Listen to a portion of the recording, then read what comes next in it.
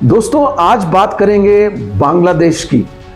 दोस्तों पिछले कुछ दिनों में बांग्लादेश से जुड़े हुए काफ़ी कुछ डेवलपमेंट्स हुए हैं जिसके बारे में मैं आपसे चर्चा करना चाहता हूं। बांग्लादेश में जो कुछ हो रहा है अभी उसकी ताज़ा स्थिति क्या है, क्या करंट स्टेटस है, उसके बारे में भी मैं आपको बताऊंगा।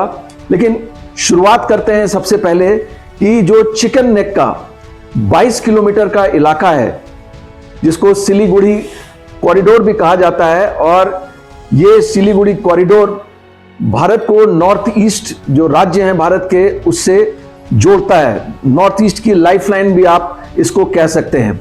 जिस तरह से पिछले कई दिनों से या आप कहें कि पिछले कुछ सालों से लगातार चिकन नेक पर चाइना की नजरें हैं।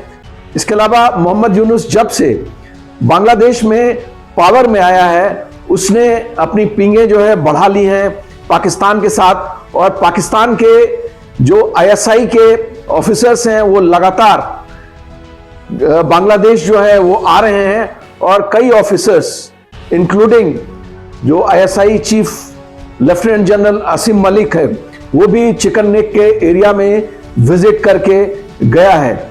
इसके बाद भारत ने भी यूनुस को सबक सिखाने के लिए तैयारी कर ली है, पूरी अच्छी तरह से तैयारी कर ली है, और साथ में once for all chicken neck की जो वल्नरेबिलिटी है, जो टैक्टिकल वल्नरेबिलिटी भारत को है, उसको भी वंस फॉर ऑल खत्म करने का मन भारत ने बना लिया है। और इसी सिलसिले में कुछ डेवलपमेंट्स में है जिसके बारे में मैं आपसे चर्चा करूंगा। मेरा नाम नीतीश है। दोस्तों भारत ने सिलीगुड़ी कॉरिडोर को जो इलाका देखता है, आसपास का इलाका, उसको फोर्टिफाई करने के नजरिए से 3 मिलिट्री गैरिसन्स जो है वो बना दिए। इसकी खबरें भी आ चुकी हैं।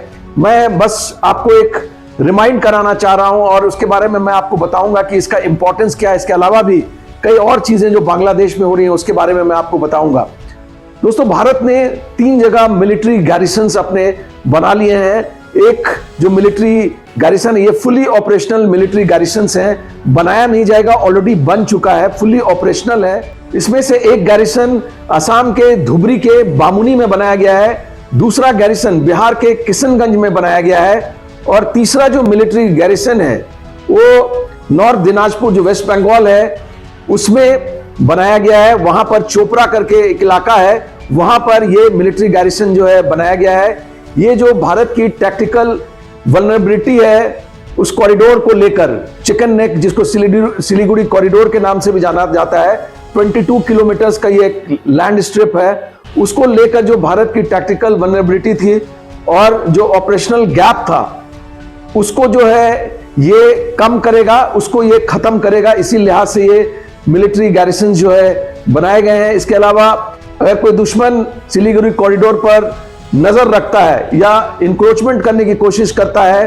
तो ये जो मिलिट्री गैरिसन्स बनाए गए हैं ये रैपिड रिस्पांस देंगे और वहां पर पहुंचकर दुश्मन की तमाम चालों को नाकाम करेंगे। दोस्तों ये भारत की त्रिशक्ति कोर है। जो 33 कोर आपको सुकना में है, वेस्ट बंगाल में सुकना का इलाका है, वहां पर 33 कोर है, वहां त्रिशक्ति कोर है भारत की, जिसमें कि ट्राई जो सर्विसेज के लोग हैं, ट्राई सर्विसेज के सोल्जर्स हैं, उसमें वो इन मिलिट्री गैरिसन्स की जो है देखभाल करेगी।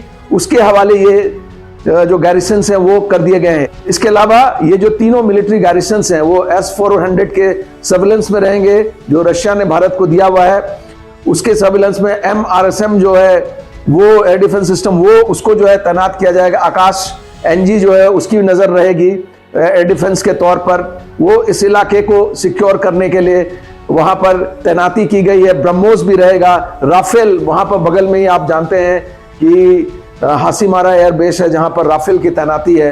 तो इस तरह से भारत ने उसको सिक्योर करने की कोशिश की है। जो चिकन नेक का की जो वल्नरेबिलिटी थी उसको फोर्टिफाई कर दिया इंडिया ने। अब बहुत मुश्किल होगा, अगर कोई भी दुश्मन हो वो अगर इंक्रोच करने की कोशिश करता है सिलीगुड़ी कॉरिडोर को, तो अब उसका रैपिड रिस्पांस दिया जा सकेगा जो फोर्टिफिकेशन भारत ने चिकन नेक का किया है उसके जरिए।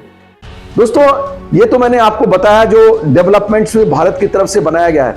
इसके अलावा दोस्तों मैं बता दूं कि बांग्लादेश में भी कई डेवलपमेंट्स हुए हैं। बांग्लादेश की जो पाकिस्तान की एम्बेसी है उसमें आईएसआई ने अपना एक सेल तैनात कर दिया है। जी हां, आप ऑफिशियली आईएसआई के ऑफिसर्स पाकिस्तान की एम्बेसी जो बांग्लादेश में उसमें तैनात रहेंगे।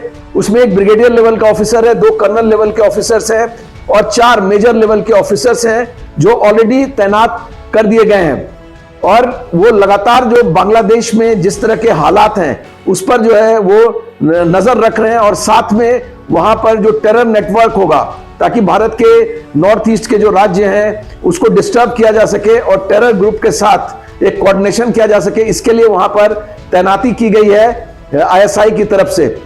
दोस्तों इसके अलावा जो बांग्लादेश में कई और डेवलपमेंट्स हुए हैं, जिसमें एक डेवलपमेंट यह है कि वहां पर जो फॉरेन इंटेलिजेंस एजेंसीज, मैं इसके बारे में पहले भी आपको बता चुका हूं, वहां पर फॉरेन इंटेलिजेंस एजेंसीज के 17 लोग मारे जा चुके हैं, जिसमें 5 जो है अमेरिकन हैं, 5 जो है टर्किश हैं और 7 ये आईएसआई के लोग हैं। ये वहां पर मारे जा चुके हैं।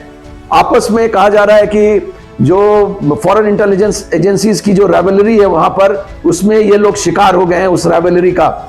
इसके अलावा दोस्तों तुर्की जो है बांग्लादेश में नारायणपुर और चित्तगांव में 2 आर्म्स की फैक्ट्री जो है वहां पर बना रहा है। साथ में बांग्लादेश कई जगह पर जो चाइनीज मेड हथियार हैं जैसे GM403M है, ये लॉन्ग रेंज एयर सर्वेलेंस जो रडार है उसकी तैनाती उसने कर दी है। ऑलरेडी उसने बोगुरा के इलाके में इसको तैनात कर दिया है, मीरपुर और बोगुरा के इलाके में इसको तैनात कर दिया है।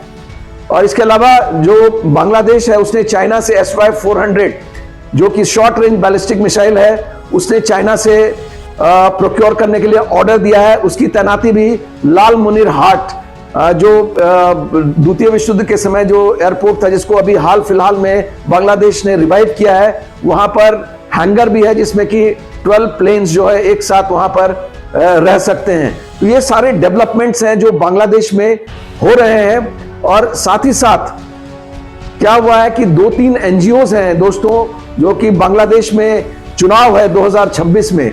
हालांकि ऐसा लगता नहीं कि जिस तरह से मोहम्मद यूनुस सत्ता पर काबिज है और उसको डीप स्टेट का और साथ में जो अमेरिका की CIA है उसका जो सपोर्ट मिल रहा है, ऐसा लगता नहीं कि जो फरवरी में 2026 में जो चुनाव स्लेटेड है बांग्लादेश में वो हो पाएगा। लेकिन अभी जो खबर आ रही है 3 NGOs जो हैं अमेरिका के वो वहां पर काफी एक्टिव हो गए हैं, वहां फंडिंग कर रहे हैं और जो खबरें मिल रही हैं कि वो यूनुस के लिए सपोर्ट जुटाने के लिए फंडिंग कर रहे हैं। इसमें एक नेशनल इंडोमेंट फॉर डेमोक्रेसी है, इसके अलावा जो है नेशनल डेमोक्रेटिक इंस्टीट्यूट है, इसके अलावा एक IRI करके भी इंटरनेशनल रिपब्लिकन इंस्टीट्यूट है, वो भी वहां पर काम कर रहा है जो कि यूनुस के सपोर्ट में वहां पर काम कर रहा है। दोस्तों ये सारे डेवलपमेंट्स फिलहाल बांग्लादेश में हुए हैं जिसके बारे में मैंने आपसे जानकारी शेयर की। और भी जो डेवलपमेंट्स आने वाले वक्त में बांग्लादेश में होंगे उसके बारे में मैं आपको जानकारी देता रहूंगा। उम्मीद है आपको ये हमारी जो जानकारी है, जो हमारी रिपोर्ट है वो पसंद आई होगी। अगर हमारी ये रिपोर्ट आपको पसंद आई हो तो काइंडली हमें लाइक करें, शेयर करें और सब्सक्राइब करें। जय हिंद, जय भारत।